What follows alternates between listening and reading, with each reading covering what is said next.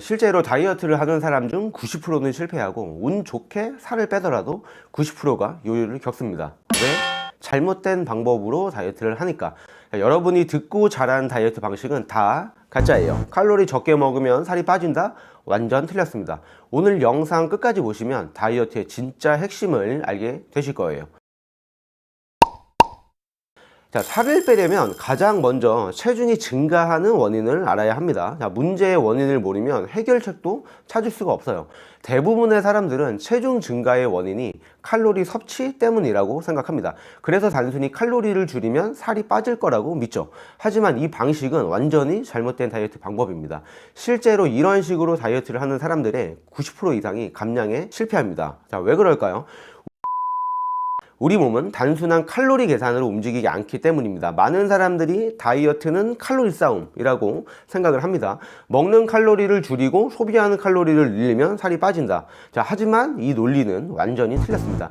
우리 몸은 칼로리 자체에 반응하는 게 아니라 호르몬에 반응합니다. 즉, 1500칼로리를 먹어도 호르몬에 따라 살이 빠질 수도 있고 찔 수도 있다는 거예요. 그리고 그 중에서도 가장 중요한 호르몬이 바로 인슐린입니다. 한 번쯤 들어보셨을 겁니다. 인슐린, 우리 몸에서 체중을 조절하는 가장 중요한 호르몬 중 하나가 바로 인슐린입니다. 자, 인슐린의 역할은, 인슐린은 우리가 음식을 먹으면 분비되는 호르몬이고요, 우리 몸에 들어온 칼로리를 체지방으로 저장하라고 지시하는 역할을 합니다. 실제로 인슐린을 인위적으로 투여하면 먹는 음식과 상관없이 살이 찐다는 연구 결과도 있습니다. 자, 반대로 제1형 당뇨병 환자의 경우를 보면 음식을 많이 먹어도 체지방이 축적되지 않고 오히려 체중이 계속 감소해요. 이런 경우에 인슐린을 투여하지 않으면 결국 생명까지 위협을 받게 되겠죠. 자, 여기서 중요한 포인트는 체중 증가의 원인은 칼로리가 아니라는 거예요. 핵심은 그 칼로리를 어떻게 처리할 것인지 지시하는 호르몬입니다.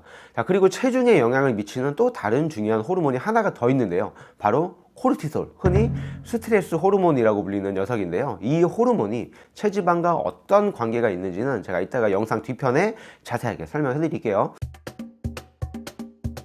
우리가 지금까지 해온 다이어트 방법은 칼로리 중심이었습니다. 적게 먹으면 빠진다는 단순한 논리였죠.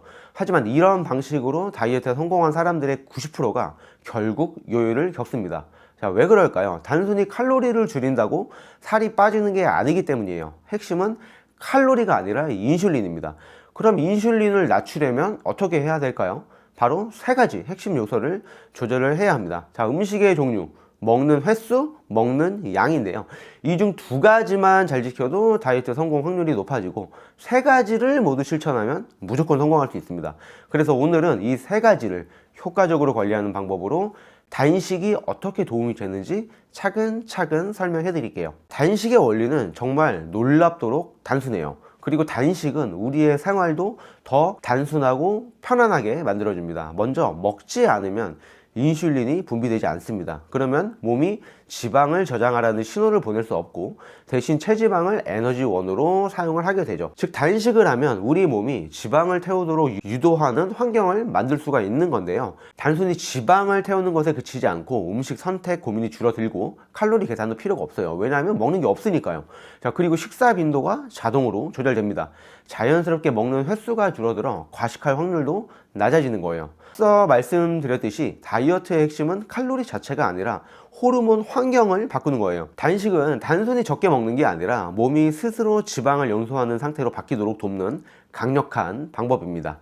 자, 앞에서 말씀드렸듯이 살을 찌게 만드는 호르몬은 하나만 있는 게 아니에요. 인슐린뿐만 아니라 코르티솔도 다이어트에 큰 영향을 미치는 호르몬인데요. 실제로 의사들이 코르티솔을 증가시키는 약 프레드니솔론을 처방하면 거의 모든 환자가 체중이 증가한다고 해요. 즉 스트레스가 많으면 우리 몸은 체지방을 더 저장을 하게 되는 거죠. 자, 결국 스트레스를 제대로 관리하는 것이 체중 감량에도 필수적이다 라는 뜻입니다. 스트레스를 낮추는 추천 방법으로는 명상이나 요가, 목욕, 산책, 운동 같은 것들이 몸과 마음을 안정시키는데 매우 효과적이고요. 충분한 수면, 잠을 제대로 자지 못하면 코르티솔 수치가 올라가면서 체지방이 쉽게 쌓입니다.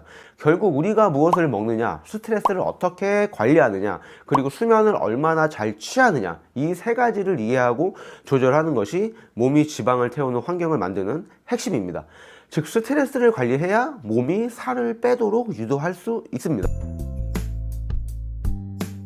많은 사람들이 다이어트는 의지력 싸움이다 라고 생각을 해요. 하지만 현실은 다르죠. 의지력만으로 다이어트에 성공할 수는 없습니다. 제가 여기서 강조하고 싶은 말은요, 의지력이 필요 없는 환경을 만들라는 거예요. 우리는 모두 쿠키를 먹으면서 날씬해질 수 없다는 사실을 너무 잘 알고 있어요. 그런데도 왜 쿠키를 먹을까요?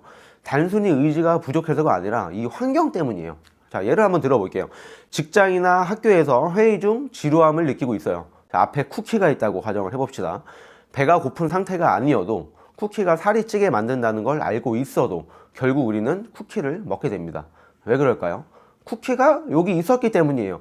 만약 쿠키가 없었다면 당연히 먹지 않았겠죠. 해결책은 간단합니다. 환경을 바꾸셔야 돼요.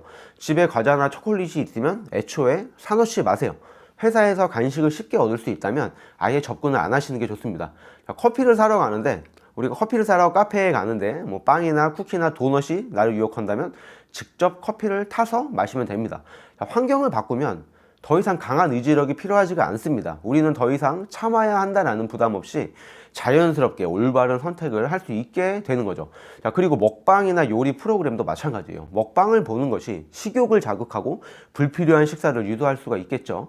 꼭 봐야 한다면 도움이 되는 컨텐츠를 선택하시고요. 요즘은 TV나 유튜브를 켜기만 해도 음식 관련 컨텐츠가 넘쳐납니다. 엄청난 양의 음식을 아무렇지 않게 먹는 장면이 반복적으로 노출이 돼요. 저는 참 이해가 안 되는데, 술이나 담배는 담배에서 그렇게 엄격히 규제하면서도 잦은 과식은 아무렇지도 않게 보여주고 있다는 거예요. 지속적인 폭식과 과식은 술이나 담배에 못지않게 건강에 해로운데 말이에요. 결국 다이어트의 핵심은 의지력이 아니라 환경 세팅입니다. 먹지 말아야지 라는 다짐보다 먹을 일이 없도록 만드는 것이 훨씬 더 효과적인 전략이에요. 자, 우리는 두 가지 이유로 음식을 먹습니다. 첫 번째는 배가 고파서, 이거는 생리적으로 필요한 거죠. 자, 두 번째는 음식이 맛있어서, 이거는 감정적인 이유예요. 하지만 대부분의 사람들은 90% 이상이 필요해서가 아니라 즐거움 때문에 먹는 경우가 많습니다. 그리고 때때로 그 즐거움이 도를 넘기도 하죠.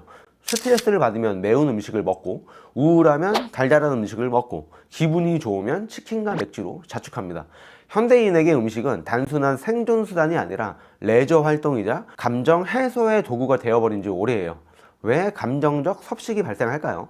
어떤 사람들은 우울할 때 음식을 통해 위로를 받기도 합니다. 왜냐하면 음식은 보상이며 도파민을 자극하기 때문이에요. 그래서 우리가 좋아하는 음식, 쿠키나 아이스크림을 먹으면 기분이 일시적으로 좋아지긴 해요. 하지만 그 과정이 반복되면서 음식에 대한 의존도가 점점점 커지고, 조금만 기분이 우울해져도 무의식적으로 음식을 찾게 되는 습관이 생겨버려요. 이런 감정적 섭식이 결국 살이 찌는 원인이 됩니다. 자, 그럼 이걸 어떻게 극복할 수 있을까요? 주변의 도움을 받으시는 걸 추천해드려요. 코치나 친구의 조언이 감정적 섭식을 극복하는데 큰 도움이 될 수 있습니다. 그리고 단식을 활용해보세요. 단식은 음식 중독을 끊는 강력한 무기예요. 술을 줄이는 것이 아니라 끊어야 하듯이 감정적 섭식도 근본적으로 바꿔야 합니다. 감정적 섭식을 극복하려면 음식이 단순한 보상이 아니라는 걸 인식하는 것이 가장 중요해요.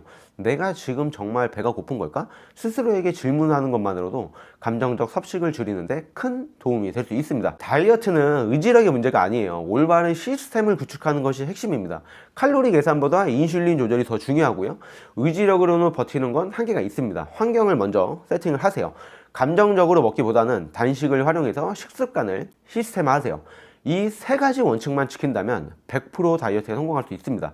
더 구체적인 방법이 궁금하시다면 제가 고정 댓글에 링크 남겨놓을 테니까 꼭 한번 확인해 주시고요. 이제는 지긋지긋한 다이어트에서 벗어날 때입니다. 오늘 영상이 도움이 되셨다면 구독과 좋아요, 알림 설정 꼭 부탁드리고요. 이번에는 반드시 다이어트에 성공할 수 있도록 제가 끝까지 함께 하겠습니다. 영상 시청해 주셔서 감사합니다.